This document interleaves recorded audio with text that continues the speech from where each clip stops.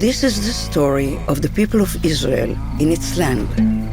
We are in the days of the last independent Jewish kingdom. For over 1,000 years, the Jewish people lived in the land of Israel under their own kings.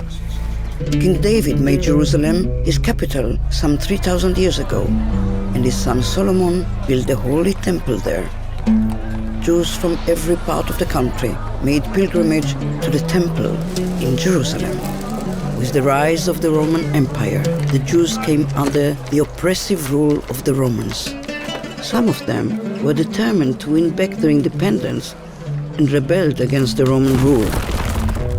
After besieging Jerusalem for 6 long months, the Roman general Titus destroyed the Holy Temple, massacred the citizens, and burned the city to the ground. Only an empty shell of outer walls was left standing, a sad reminder of the glorious temple that was. The defeated fighters were taken to Rome for a triumphal march. In the generations following the destruction, the Jewish sages laid the foundations for one of the most glorious periods in Jewish history. The social, legal, and educational systems that they developed enabled Jewish communities to survive wherever they were. In every society in which they lived, Jews played an important role, contributing to science, culture, and the economy. Often, they were persecuted or expelled because of their beliefs, and at times forced to practice their Judaism in secret.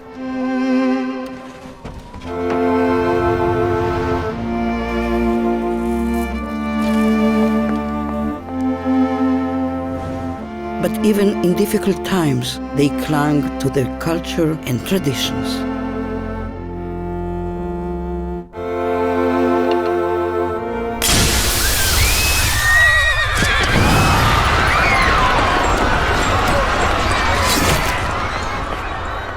A new wind began to blow in the Jewish communities in the diaspora, and more Jews refused to accept exile as their fate.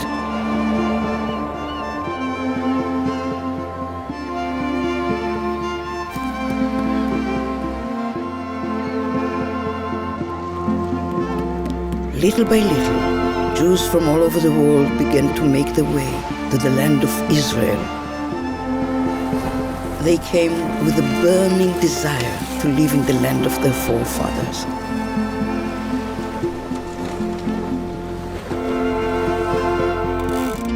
Changes taking place in the international arena in the wake of the Industrial Revolution boosted the stream of Jews returning to their homeland. They joined their brethren who had never left, working together to rebuild the land. It was a young Jewish journalist who turned the new wind into a movement and gave it a name, Zionism. Theodor Herzl believed that a people must rely only on itself.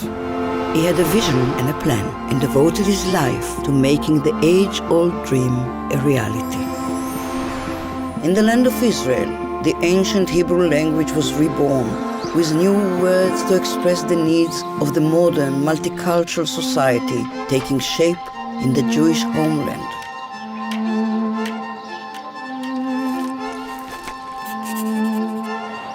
In 1917, the nations of the world, led by Great Britain, recognized the right of the Jewish people to establish a national home in the land of Israel.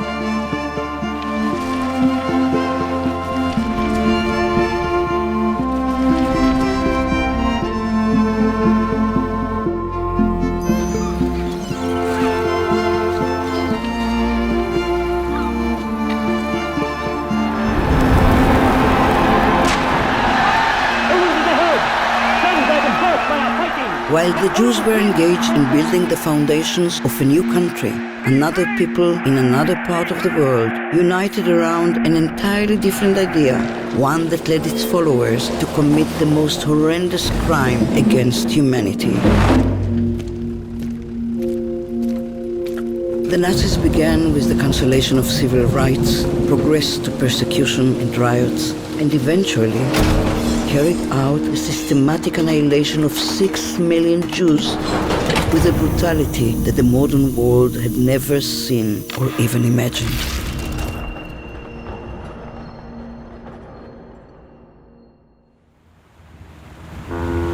But sometimes, from the depths of despair,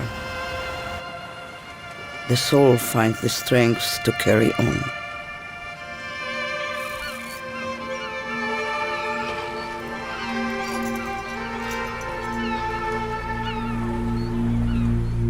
The Nazis murdered 1/3 of the Jewish people, but they couldn't kill their spirit.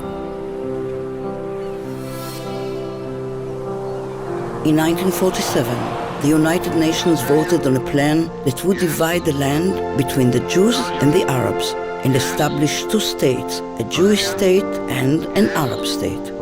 The UN partition plan was accepted by the Jewish leadership. The nation united in joyful celebration. Not so among the Arabs. The Arabs utterly rejected the partition plan. The morning after the UN vote, the Arabs within Israel, as well as the Arabs in the surrounding countries, attacked Jewish communities.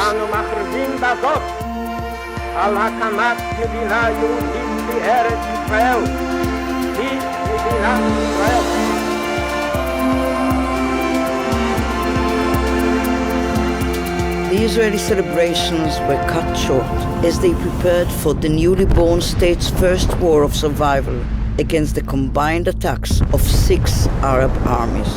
Synagogues were destroyed, many of the Jewish residents were killed, wounded, or taken captive. The Jews in the rest of Jerusalem were under siege. Convoys with makeshift armor that tried to break through the siege were ambushed. The war ended in victory for the State of Israel, but Judea, Samaria, and the old city of Jerusalem came under Jordanian occupation.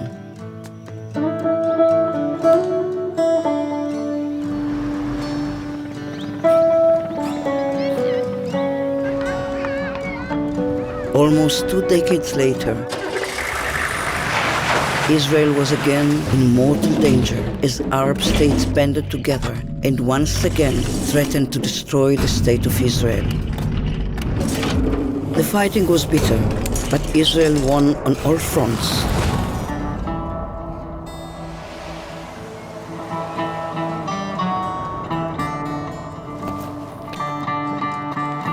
The sweetest victory of all was the liberation of the Holy Temple Mount and the Western Wall.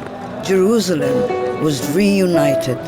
For the first time in the city's history, freedom of religion and worship was guaranteed in all the holy sites of Judaism, Christianity, and Islam. The quiet didn't last long. The peace of the holiest day in the Jewish calendar was shattered by the sirens of war. While prayers for divine mercy pounded at the gates of heaven, the Arab armies pounded at the gates of little Israel. Israel's reserve soldiers rallied to fight the enemy. They didn't lay down their arms until the country was safe once more. War requires courage, but even greater courage is required to make peace. The historic peace treaty between Israel and Egypt laid a cornerstone for the desired peace with all of Israel's neighbors. It came closer with the signing of a peace treaty between Israel and Jordan. That same hope inspires Israel's efforts to achieve peace with the Palestinians and to realize the dream of living in peace, shalom, with all its neighbors. The Jews have returned to their homeland. Fulfilling the hopes of 100 generations, the Israelis have overcome daunting obstacles to fashion an open, joyful, and pluralistic society, a vibrant culture, and an innovative economy. The story that began in the land of Israel, then spread out to the farthest reaches of the world, has come full circle. The next chapter is already being written.